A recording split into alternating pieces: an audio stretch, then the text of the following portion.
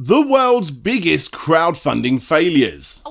That's what we're going to be covering today on Slope's Game Room. That's what I always cover with over 100 of the worst Kickstarters, Indiegogos and GoFundMes that have ever existed. And today, whilst I work on 2 of the most in-depth videos I've ever done, I wanted to release this compilation of 5 of the biggest failures from my back catalogue. And you know what, before we get into this list, here's a question that I always get asked. How do these scammers get away with this? Today we are going to be looking at some of the biggest flops in crowdfunding history that I've ever covered on the channel, one of which was actually at one point the biggest crowdfunding failure ever, so much so that you may even know someone that got scammed by it in real life. I know I do. Thankfully for my friend who got ripped off, they did get some of their money back because Kickstarter knew who ran the campaign. But that isn't always the case, as quite a few of the scammers use a VPN to hide their identity. Which brings me on to today's sponsor, NordVPN. What am I doing? There are a lot of reasons why you may want to be hiding what you're doing online and who you are online, but that isn't the reason I want to be bringing them up today. You may have heard that recently I almost got hacked. I got extremely close to getting hacked, and I even did a video on it to raise awareness on this new scam that seems to be doing the rounds. Since then, I'm extremely sad to say that several YouTubers have reached out to me to tell me that they have had a similar experience. Heck, even I had another account try to hack me the same way. And because of this, as you can imagine, I am upping my security to the next level this year, and regardless of if you are a YouTuber or not, you really should be doing the same. With advancements in AI, it's sadly no longer a case of if you get hacked, it's a matter of when you get hacked. And NordVPN, yes, it hides what you're doing, yes, it's the fastest VPN, and yes, it gives you the ability to stream your favourite types of content from all over the world, but it also adds an extra layer of protection too. Most VPN providers now offer an online threat protection feature.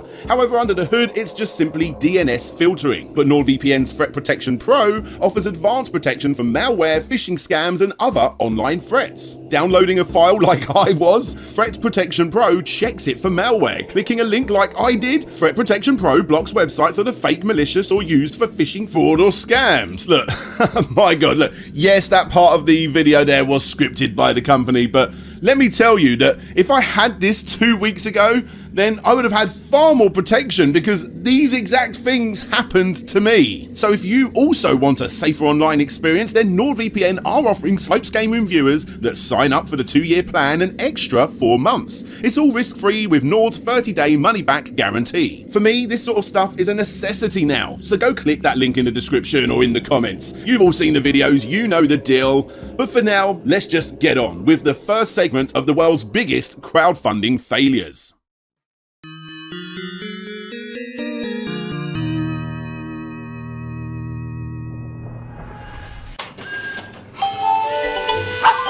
Ryan, you have a wolf on line 1. Thank you, Aaron.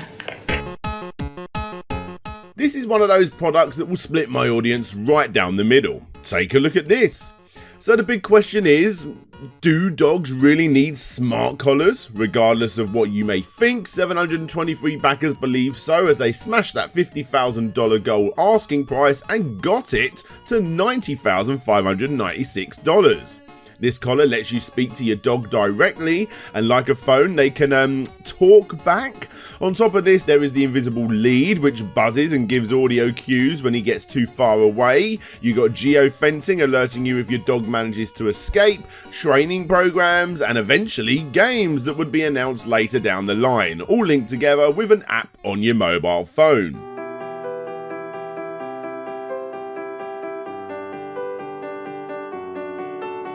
Hey buddy, can you hear me? I'll be home soon. Be a good boy. If you're a dog lover, this is definitely for you. And if you are indeed a dog lover, then the heart-pulling tale of the wolf collar being made because the founder's dog ran into the road and died is most definitely, well, I'm sure it helps sales. Sadly, this mission all began when our little dog Roxy ran off chasing a squirrel as she loved to do and was hit and killed by a car. So yeah, a nicely made video and a decent enough looking product, although I gotta say it's a collar that is a tad questionable if you ask me. I mean, come on, a speaker on a dog's neck is seriously gonna wind it up if it can hear you but can't see you. All in all, the other features seem to be readily available already by plenty of well-established companies with plenty of great reviews. So what's happened to this? Nothing. Absolutely nothing. Wolf started its life back in November of 2014 with an expected release date of November 2015. This date obviously got pushed back again and again and again until it all went silent. The website's gone, the social media pages are gone, and sadly so have many of the dogs who this collar was purchased for. Yep, the sad truth of it is, looking at the comments on this particular campaign, most of which have spent $150 on getting this device, well, it's been so long that some of those dogs are now dead. And there is still no sign of the product getting a release date. So yeah, who knows how many dogs will pass away whilst we wait for this thing to actually come out. My guessing is all of them.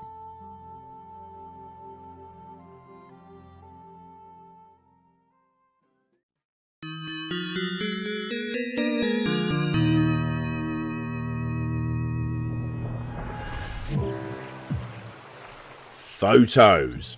We live in a world where social media dominates our every move. Not just taking pictures of awesome family memories on holiday, but also our sunburnt legs, our pets, our bloody dinner. Taking pictures has become an incredibly disposable pastime. However, Samuel Agbula is here to save the day with his, to be fair, not horrific idea. Flag. Imagine this, 23 photos every month sent directly to your door for free on super high quality card. Yeah, sure, sounds okay, but I know what you're thinking. How the hell are they going to afford this? Well, the twist to this whole thing is that every photo will have an advertisement on the back. So, what went wrong? Well, all the way back on January 28th, 2014, the Kickstarter was launched, smashing its target of $100,000 when 5,989 backers pledged a total of $169,187. It's all very strange considering the app would eventually make it onto the App Store for free anyway. But hey, by backing this, you get in early, which obviously was enough of an incentive to get it to smash its targets. But on top of that, this project wasn't just selling the idea to photo lovers, but also advertisers too. And the rewards go all the way up to $5,000, where you can get $10,000 worth of ads for your project along with all of the other rewards. The expected delivery date for the app came and went, and in March 2016, the alpha app was finally pushed out and some backers were able to get their free photos, and most of them ended up looking a little washed out. So, in an attempt to speed up the process and clean up their act, they decided that they needed to bring the production in-house and buy a bloody factory themselves. Introducing Flag, free photo prints forever, the second campaign, asking for a stupidly high $500,000 on top of what they'd already got. However, they quickly realised the error of their ways, cancelled the Kickstarter and started a bloody third campaign, this time only needing $10,000. That's quite a jump, sonny boy. Anyway, Flag free photo prints forever smashed its goal once again when another 5,120 backers pledged $331,949. Bloody hell!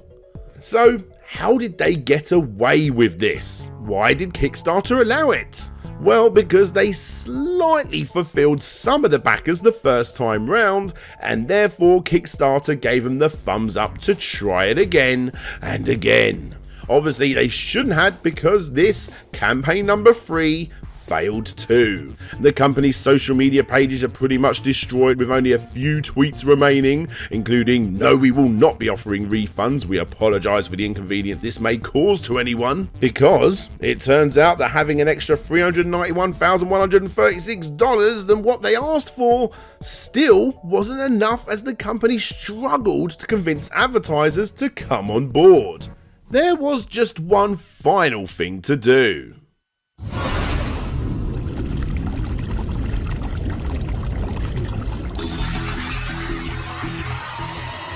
Next up is a photo printing service with a unique business model.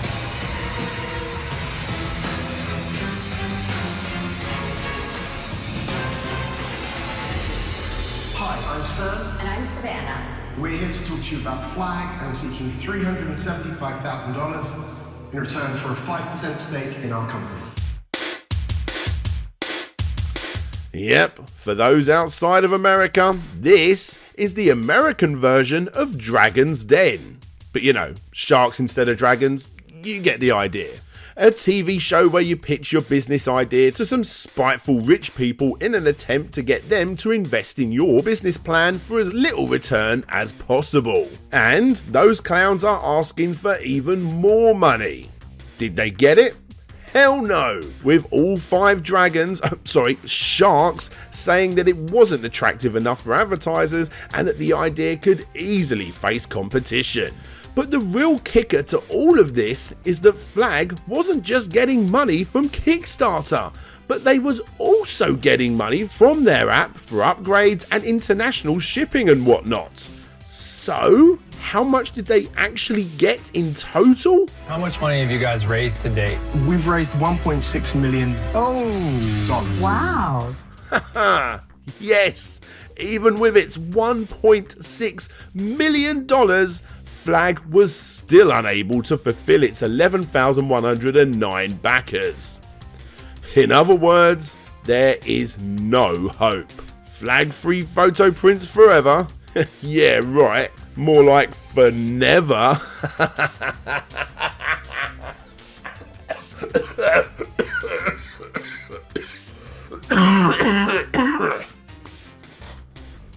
Sorry.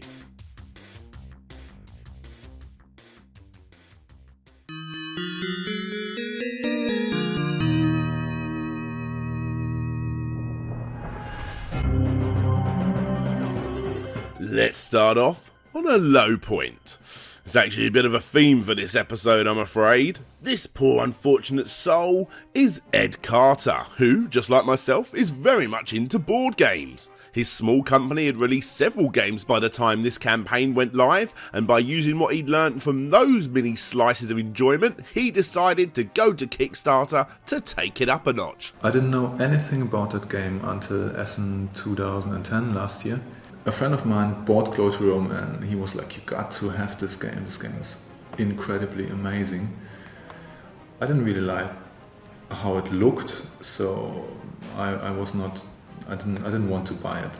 Okay, not exactly the most charismatic campaign to ever grace Kickstarter's portal of mess, but even with a video like this, he managed to smash his goal of only $21,000 when 1,612 backers got it up to $73,102.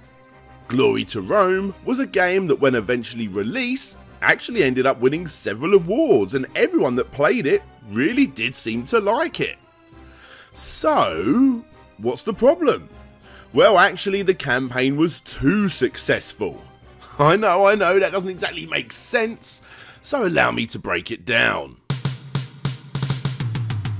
Board games for this guy were very much a hobby. However, when 1,612 backers jump on board, that hobby basically becomes a job. And because of this, he treated it like one. Free shipping was given to all backers that agreed to pick it up from local board game shops, Ed's way of building up relationships with suppliers, and he had a direct line with Chinese manufacturers, completely cutting out any middlemen. This was made possible as his partner Amber Ying could speak Chinese, which made the whole ordeal quite fluent. Or so he thought. Amber didn't agree with the whole free shipping, and after plenty of debates, she quit the project, leaving Ed with no decent way in speaking with those manufacturers. Everything from this point on just went downhill. Because he never added a no step sign to the shipping containers, the postal company didn't see any issue in putting large crates on top of his one, completely destroying the games. Postage to places like Australia ended up being far more expensive than originally thought. His 9-to-5 job at Staples let him go, resulting in Ed's very own savings going into fulfilling this campaign, which amounted to about $100,000 to $120,000, and he stopped paying the mortgage, which lost him his house. When explaining this situation to backers who, after a year of the campaign being a success, still hadn't got their games, one rather unhappy fellow replied, "I'm sorry, but f*** off with your guilt trip. My only crime is donating money to help get this project off the ground. I see no reason why you should be blaming us for your downfall." So, come on guys, who's to blame here? I am interested in hearing what your opinions are below. From what I can tell, pretty much everyone got a copy of the game. There are a few stragglers that never got responded to, but it was so long ago, we can't really be certain for sure. And what has happened to Ed Carter? Well, even though he says that he's up for doing more board games, if he actually did, he didn't do them through Kickstarter, that's for sure, and his board game website called Cambridge Games Factory has long gone, and now instead forwards you onto a pretty dodgy looking website where Ed gives new business advice. Yeah, you know what Ed, I think I'm good mate.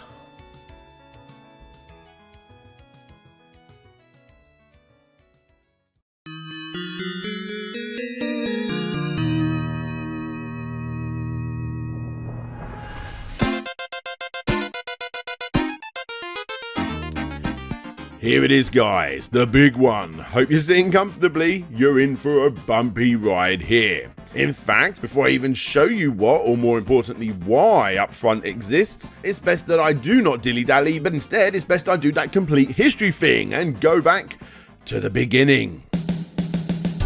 This is Phil Sir. When looking up his personal profile over on BoardGameGeek.com, which is where the majority of this segment's information comes from, you can see that he is very much a heavy board game enthusiast.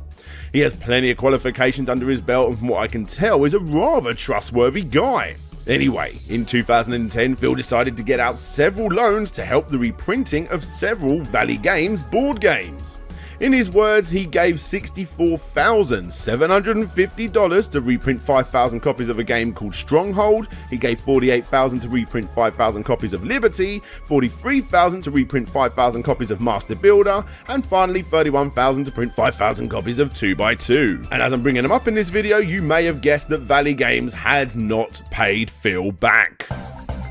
The deal was not only to pay him back, but to also give him a little snippet of the sales on each of the games. Seemed like a pretty easy deal to be honest, but for whatever reason Valley Games a whole 2 years later had only managed to pay off a small portion of those loans, even though it was pretty obvious that the games were indeed selling.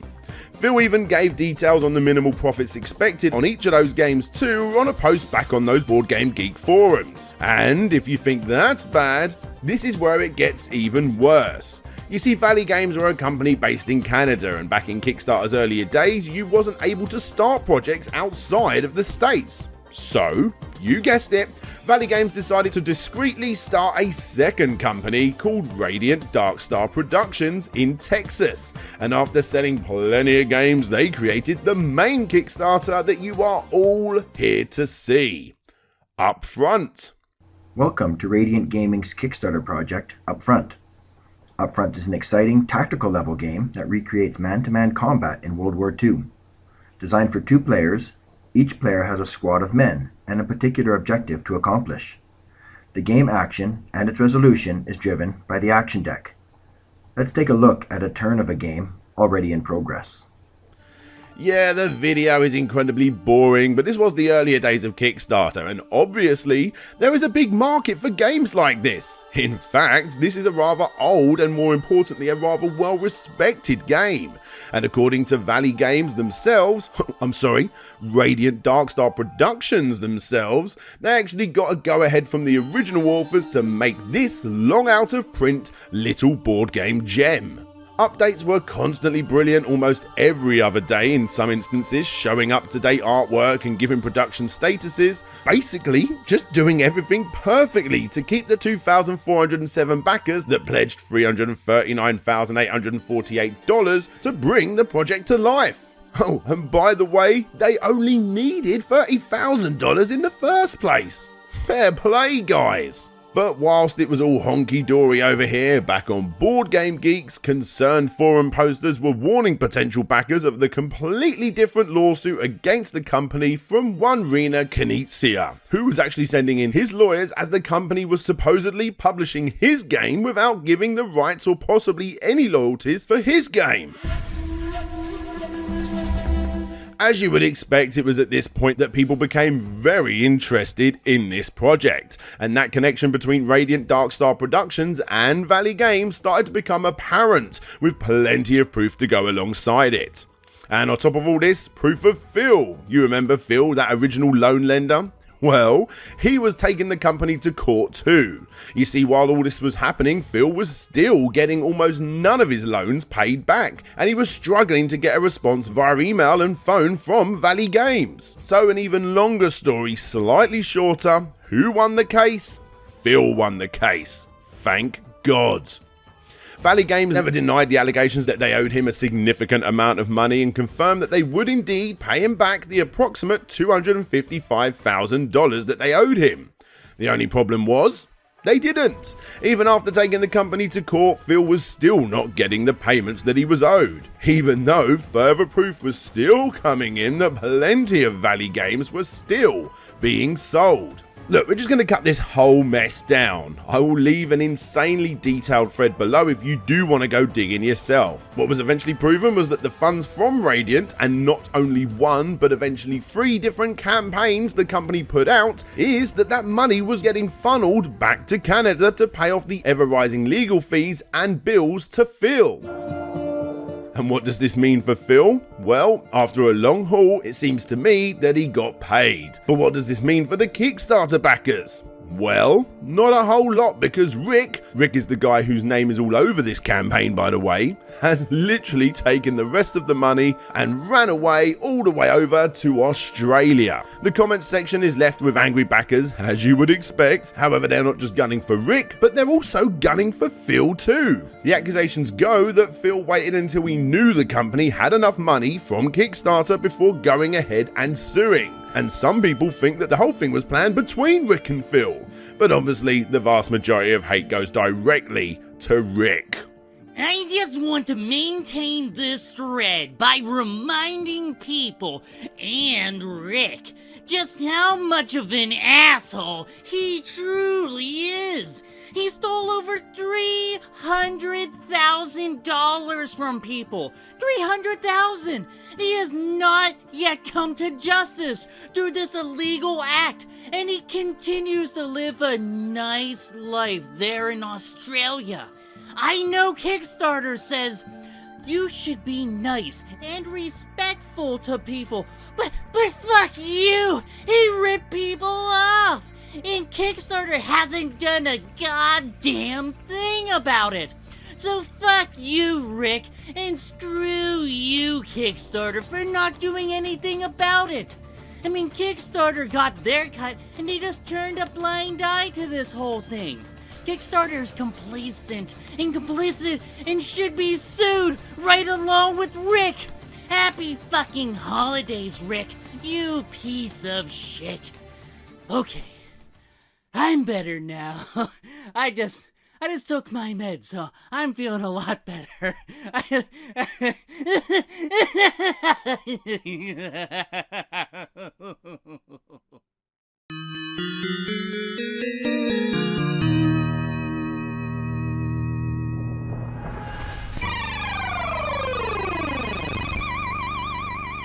So, it's probably best that we start in the beginning, right? Yep, how did this campaign that would eventually become one of the most funded Kickstarters in history make its start? Well, surprisingly, with a failure. This is the Coolest Cooler with Blender, music and so much more, released all the way back on November 26, 2013. This insulated box has been called a cooler for over 60 years, but what's it really cooler than? We demand innovation from every other category, but all this box does is two things. Keeps the drinks cold, doesn't let the mayonnaise kill anyone. When I can find the time to get outdoors with my family and friends, I want to make sure we're having as much fun as possible. That's why I decided that cooler just wasn't cool enough, so I created the Coolest. As you can see by the video, everything seems pretty legit. You got a good family-like atmosphere, some rather obvious chilled out indie acoustic royalty-free music, a presentable host / inventor of the product explaining it and showing it off rather well, and best of all, you've actually got the product itself front and center. I've said many times that actually having a prototype included in your high quality video isn't just a nice thing to have, it's an essential thing to have front and center. Otherwise you'll end up like old David Kapler here, who claims to have the solution for perpetual energy but forgets to actually explain what that solution is or even just show it off. $30,000 please. Yeah. Anyway, back to this cooler. This Ryan Grepper chap seemed damn reliable and even claims that his own reputation is on the line, as he has not only brought a few of his own inventions to market already, but he actually has a website too training people on how to do stuff like this. Fair play? And guys, I had a little look into this bloke, and yeah, he actually has apparently 18 patents to his name. 17 are related to the Coolest Cooler, and then there's another one related to some dog chew toy thing. Hey, whatever. But regardless, my guess is that he actually has quite a few more patents to his name too. And for all of the other inventions, well, looking up anything to do with Ryan will pretty much bring up cooler related articles, but I did come across his sister's blog, and when searching for his name on that blog, I found out that this was one of the inventions. A clip that lifts your bag so that you can get the correct weight before going to an airport. The second invention is this, a paper origami thing that is used so that you can fill it up with water for your dog. And also there was something called the Shotterpult too. Here he is at the Playboy Mansion of all places, showing that off. Yeah. Are these the 3 patents that he's talking about? Probably. However, one interesting point is that on his own website, where he shared his experience on how to deal with patents and how to get them to market, for a fee of course, he did boast one particular invention helped him earn over $100,000. Which one do you think it was? Or was it just all crap in the hopes that you're going to be signing up to his course for $500? I guess we'll never know, right? Obviously none of this is really that bad of a thing, I suppose. I'm just trying to paint a picture on Ryan and show that he did at least put some serious money himself into the Coolest Cooler, or to be more specific, on that very lavish one-of-a-kind prototype. However, sadly for him, his goal of only $125,000 only got up to $102,188 by 279 backers. Yep, it failed first time around, but not by a huge margin. And in an interview with Inc.com, he explains his reasoning for coming back for round 2. After the first campaign failed, my confidence was pretty low, but we had passionate people who connected with the idea. I knew the first campaign wasn't how I envisioned the Coolest to be. Encouragement from our original backers and my own belief in the product made me take another shot. And that's exactly what happened on July 8th, 2014. That's the sound of a cooler coming down off the shelf. It's the sound of imminent fun. So why haven't cooler designs changed in almost 50 years? Boring coolers are boring, break easily, and are a pain to get to and from your destination. I wanted a cooler that was really well built, yet had so much fun built into it that I would look for excuses to get outside and enjoy it. So, I created the Coolest. When people think of the Coolest Cooler, this is the version they think of. It's been redesigned and has even more bells and whistles on it. News sites from all over promoted the thing back then, and only one day later, well, to be more specific, 36 hours later, the first update was posted. Wow. Thank you all so much for rallying behind the coolest. In less than 36 hours, we've crossed the funding goal, and your coolest will get made.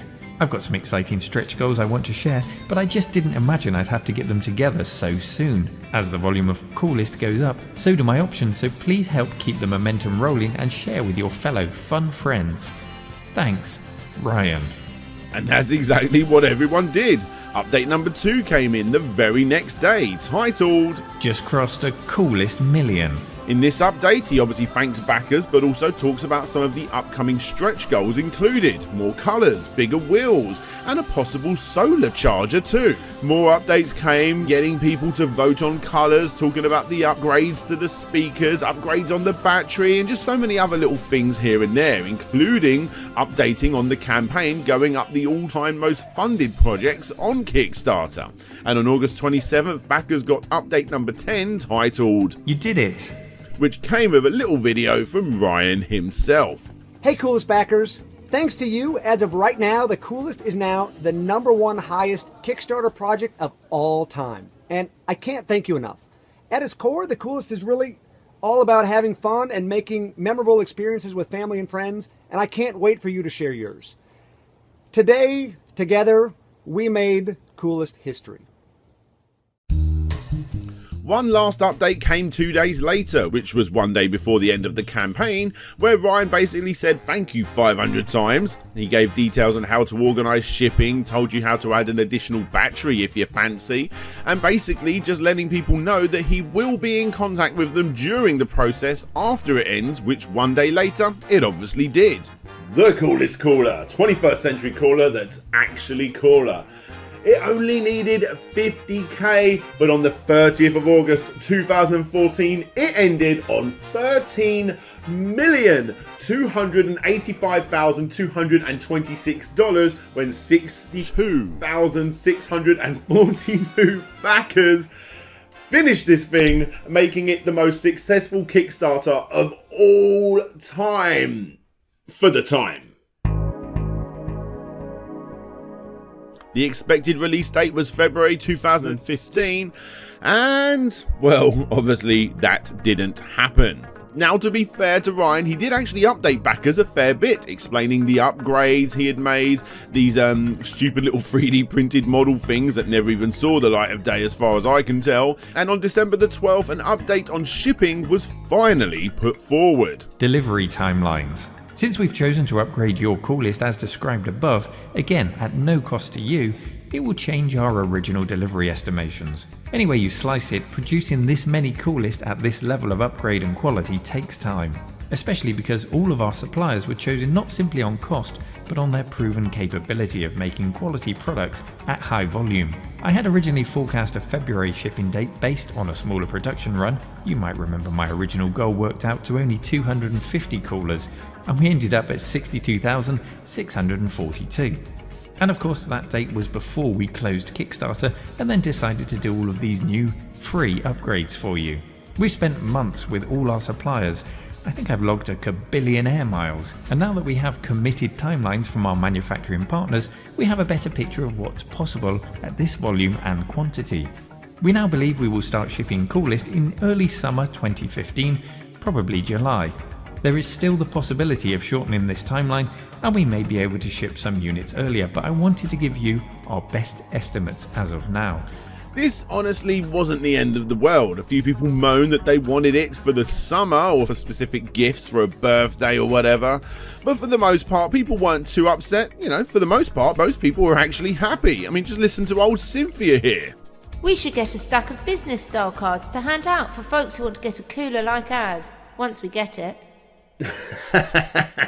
I'm sorry. I shouldn't laugh, but Cynthia, how did that work out for you?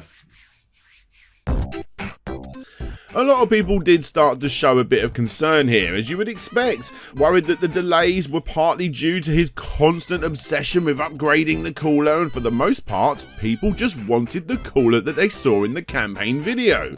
But from the get-go, Ryan was always obsessed with using platforms like Kickstarter as a way to gauge feedback directly from the consumer and to upgrade the product, as seen here. An exciting platform for any creator because it helps you bring your idea to the stage where you can get immediate feedback and minimize your risk. You're able to place your dream in front of your potential buyers before you're risking all the capital that would traditionally come from setting up production and then looking for a buyer. So it's a great platform for any creator because you not only can confirm that there is a demand, you can also get pre-orders from your supporters and these people who are your future customers to take that revenue, pay for your tooling, and launch your company. Now, if you ask me, even though the upgrades, were cool and some people, did want them, again, if you ask me, this was Ryan just constantly pushing this relatively complex idea into a stupidly complex one, adding everything he can to it until it was and will eventually become way too expensive to make. That cost, according to Ryan, would be $485 when it comes to market, a darn sight lot more than the $185 spent by each backer. In other words, backers were getting quite a nice saving. Finally, an update come in explaining that production will soon start after crazy amounts of other needless upgrades and updates on July 17th. This is when it was announced that next week production will finally begin and the first set of coolers will start to ship out on Friday, July 24th. And pre-orders opened up on the company's website too for backers that wanted to get it for friends or for whatever reason wanted to get a second one. And thankfully, with all of this said, the worries were finally over because on the 24th the first batch left the warehouse. Woohoo! I am so excited. I think this was one of the best run projects to date. Delays? Yes, but all communicated timely and regularly. I backed the first attempt that wasn't funded and couldn't believe that it took off like wildfire on the second attempt. As backer number 77, I'll be keeping my eye out for the delivery truck. Well, Jeff, hopefully it's done on a first come first served basis then, buddy, because in fact it was only 3,000 of the coolest coolers that got shipped out on this day out of the 62,000 odds that actually ordered one. Please, a round of applause for Mr. Ryan Grepper, everybody. Ryan also did a talk about the process at TechFest 2015 where he gave even more coolers out to backers who attended. You see, even though smooth talking Ryan was still doing his best to calm backers down, there was a fair bit going on behind the scenes that most people just didn't know about with all of the updates. You see, $13 million was just not enough money to ship all of these coolers. And even though plenty of backers had received their cooler, many more had not. And to make extra money, Ryan basically decided to sell the product on Amazon before backers even got theirs. He did post an update on this, but it's long gone on his channel. However, from the news updates that I could find and Reddit posts, the message was pretty clear. To keep the lights on. And to make certain that every single backer's coolest can get made and shipped. Basically, they just needed to sell a limited quantity of coolers to make up the money. The problem apparently lies in the factory strikes over in China, who were responsible for the motor in the blender, and this delay plus all of the other delays were detailed in an update on November 18th explaining all of this, and the coolest cooler finally being released to the public on Amazon, but still not being available to the heavy majority of the backers who actually put the money down in the first place. They were getting it later than the general public. December rolls around and the factory strikes have been resolved apparently, according to Ryan, and the production would again start in February 2016. And then of course, when February 2016 did eventually come around, an update explaining how they'd run out of money completely was posted. They needed more money. They needed a new partner to help save them. A post explained all of this, put out with detailed accounts on where the money went after Kickstarter fees, failed pledges, development, and people and ops. It turns out that only $7,400,000 was left. And if you're thinking, well, that's still a hell of a lot of money for a campaign only asking for $50,000 in the first place. Well, yes, I actually agree, but the real problem was that this bad boy cost more than that final figure, divided by 26 odd thousand backers of course, that actually wanted one. It's as simple as that. He charged way too little for a product that cost way too much. He also went on to explain that the 100 angry backers that left 1-star reviews of the product on Amazon gave it a detrimental effect on demand, and that it would hurt the company and in turn hurt the backers in the long run. On March the 2nd, 2016, Ryan tried to calm people down, once again explaining the whole process in a Google Hangout livestream. He confirmed that 20,000 had been shipped and 36,000 are left to ship. Some are in the US, of course, but obviously the vast majority of those were foreign backers too, where not one cooler was shipped as far as I can tell. And to complete the order, how much more was needed? Well, let's have a listen. So people are asking, how much money do you need? Don't give us any BS, just tell us. And really, to get the rest of the backer units made will be, so let's see, I guess in a bigger picture, our fundraising goal for this bigger picture raise is around $15 million. $15 million. Yep. A Kickstarter ending on over $13 million with over 62,000 backers couldn't ship out the remaining 36,000 coolest coolers. Yeah, doesn't exactly fill you with confidence, does it? I can see why those investors weren't jumping on board, Ryan. It gets worse, as a backers only update titled The Path Forward comes out on April the 12th, 2016, asking backers that have not got their cooler to put down a further $97 each so that they can get their coolers earlier than those that don't pay $97. Obviously, the comment section was not best pleased. This piece of shit had plenty of money to make these. He, like every other idiot who gets rich overnight, doesn't know what to do other than spend. Now, he figures he could suck more money out of his backers because it's only $97. If he couldn't do it for $189, he won't do it for $97 more either. He answers no questions. Shame on anyone who gives this piece of shit more money. I know and pray he is a dead man walking. Ryan, fuck you, you piece of shit. I know and pray you and your family will die a horrible death, and I'll be happy knowing my $189 put you to an early grave. Alright, Anthony, calm down there a little bit, mate. Obviously, this guy didn't want to put down any more money whatsoever. But, according to reports, Ryan's own reports, over 10,000 people did. And, well, with this new cash injection of $970,000 at least, production began once again.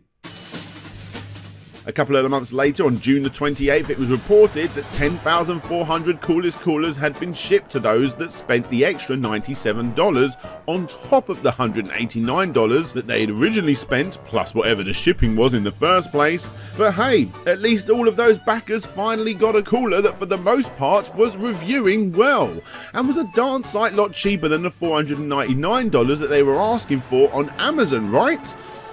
Well, in September, the Amazon price dropped from $499 to $199, and then went back up again to $225 for some reason, which in most cases was actually cheaper than what the backers had paid in the first place. As you can expect, the comment section went ballistic and a crazy amount of complaints came into the Oregon Department of Justice, 315 to be exact, and a proper investigation into this whole mess started to take place. So, how did Ryan deal with all this? Well, he used it to his advantage. Kind of.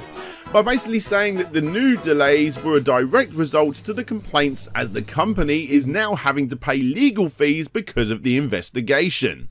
Which, if you ask me, is super convenient.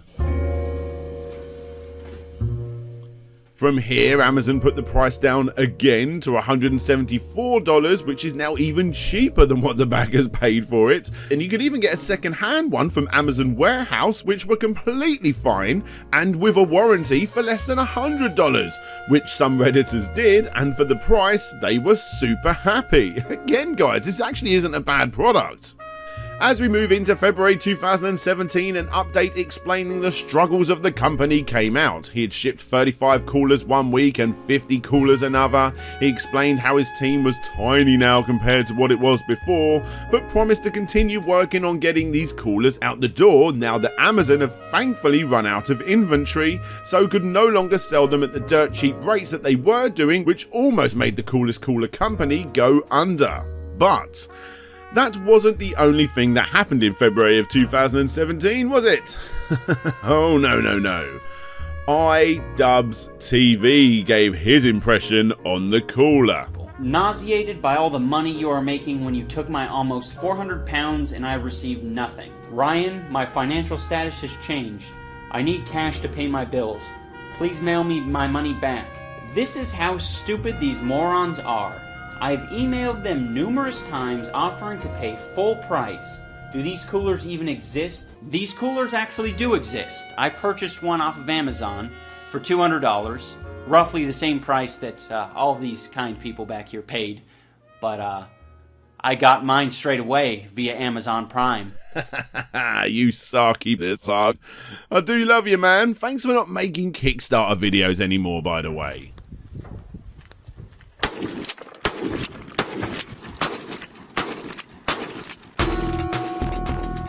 So, moving on. The 20,000 plus backers still with warm unmixed beverages on their picnic trips got another blow handed to them on June of 2017 when an update on that whole Department of Justice thing came out, basically stating, as part of the agreement with the DOJ, we have a time frame of 3 years to ship all remaining backers their coolest rewards.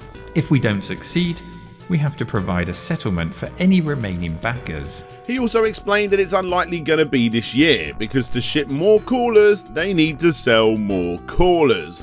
My god, this is such a mess.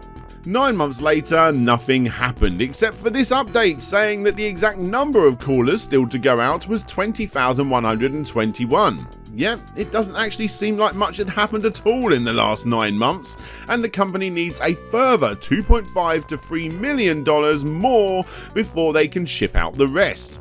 However, Ryan had a plan, and that plan was a new product, a product that he hints about in this update and a product that we will be seeing very soon. Hey backers, almost 4 years ago you saw me sit on this hill and ask for your help to build the coolest cooler ever. Well, I'm sending you this video because you believed in this project, and because of your help, the coolest cooler exists. And you're one of the fortunate 40,000 backers who have a coolest in your garage right now. Also, keep your eyes open in the coming month for more emails from us, where we'll be sharing the fruits of our labors over a year in the making. Until then, life's better outside, and I hope you're able to make time this summer to get out there with your family and friends, and I hope your coolest cooler helps you turn those good times into great memories. If you've got any pictures of your coolest level fun, please share them with us at #CoolestCooler, or help us out and leave a review and let other people know what a great cooler you've got. Until next month, thanks and talk soon. Before the new product was announced though, the 20,000 remaining backers got even more wound up than they did when Amazon dropped the price lower than what they paid for it in the first place, because Pepsi did the same thing too, but worse. Because when you bought Pepsis in the States, you got Pepsi points. If you get 500 points, you can get the Pepsi Coolest Cooler for free. Anyway, time for that new product, right? The Coolest Vibe. Sure, we made the coolest cooler, but let's be clear. There's still times and places where any full-size cooler is just too much cooler for the job. Soft-sided coolers exist in the world as either leaky lunch sacks or they're pricey rectangles with a waterproof zipper. We felt like in order to make a coolest level soft-sided cooler, it had to actively help you get outside more often, and when you did, actively help out. Introducing the Coolest Vibe. Now, by this point it would be easy, just to crap all over this thing, but just like the Coolest Cooler, this smaller, cheaper model, according to the site bestcooler.reviews, which honestly sounds like a pretty trustworthy source, well, they honestly have nothing but good things to say about it, comparing it to top soft-shelled coolers on the market, and in some cases even surpassing them. According to the website, these were being sold at $180 plus shipping, and it was still not enough to save the company because another quarterly update came in and stated that no extra coolers had shipped to backers at all. This brought yet another product to the market, the Coolest Cooler Solar Lid, for those 2/3 that actually got one, plus anyone else that actually got one cheaper or for free. You can now add even more gimmicks to your Coolest Cooler. And guys, we've now finally entered 2019 on our little story. Now, when I do these Kick Scammer videos, I don't like to really cover them until the whole story is finished. It's why I did Kick Scammer News as a spin-off. But yeah, this is the year, 2019, when the whole Coolest Cooler fiasco finally ended. Look guys, for what it's worth, Ryan never set out to scam anyone. He was a guy with a million ideas in his head plus a few more that sent him to some rather interesting places. But the big problem in my eyes was that almost all of those ideas ended up right here, inside a cooler that, as he stated from the get-go, was something that hadn't been innovated on pretty much since its release. Ryan's goal was to make the best he or anyone ever could, and sure, to a degree he accomplished that, but even after it's finished, he couldn't stop upgrading it until way too much of the backers' funds had been spent on creating something that nobody honestly needed. Sure, it got great reviews, but what was the end result? 20,000 people being out of pocket. Ryan, a guy who runs questionable businesses run by reputation, all obviously having to shut down, the business itself shutting down, and the people that did get the incredibly impressive but incredibly heavy coolers all started to realise that their rechargeable batteries no longer charge. Ever tried to buy a replacement part for a product from a company that no longer exists? Those unfortunate backers that never actually got one in the first place have more of a chance to actually get a Coolest Cooler.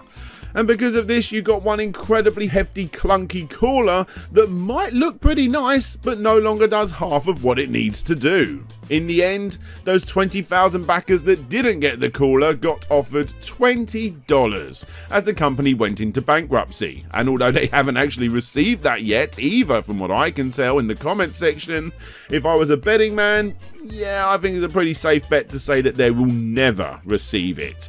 Although he does have until the end of 2020 to somehow find roughly $400,000, which I guess is why they started to sell the remaining stock to consumers at a crazy cheap price. I mean, seriously guys, this is a pretty good price. Ryan's final parting words on all of this explains that it was because of the Trump administration. Hello Kickstarter Coolest Cooler backers. As you may know, last year the US government imposed 10% tariffs on many products imported from China. Like many small businesses dramatically affected by this situation, we viewed this as a short-term situation where hopefully calmer heads would soon prevail. However, as of early summer, the trade war continued and the tariff was increased to 25%, which affected our entire Coolest product line. It was devastating to our business, and I know it was felt by many of you in one way or another as consumers, and thousands of small businesses everywhere. Today, I'm sad to report that this has proved to be an insurmountable challenge for Coolest, and we are forced to close down operations. And all that is left is a Kickstarter page with over 22,000 comments filled to the brim with people rallying together to try and start legal proceedings against the Coolest Cooler company, which again I doubt will ever go anywhere. And that, ladies and gentlemen, is the story of one of Kickstarter's most successful campaigns ever.